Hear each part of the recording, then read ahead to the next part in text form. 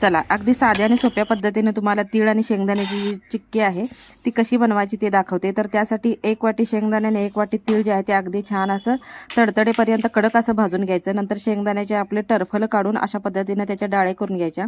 तर आता प्रत्येक 1 वाटी गुळ असं घ्यायचा आहे, म्हणजे 1 वाटी शेंगदाण्यासाठी आणि 1 वाटी तिळासाठी मी इथं 2 वाटी गुळ घेतलेले आहे।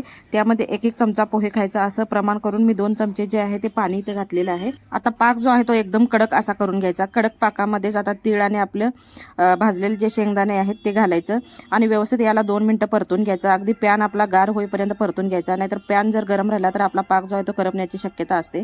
नंतर किचनच्या ओट्यावरतीच मी थोडं तूप लावून याच्या वड्या अशा पद्धतीनं करून घेतलेल्या आहेत। तुम्हाला पाहिजे असेल तर तुम्ही इथं लाडू देखील त्याचे छोटे छोटे बांधू शकता, पण मी इथं वड्याच पाडून घेतलेल्या आहेत।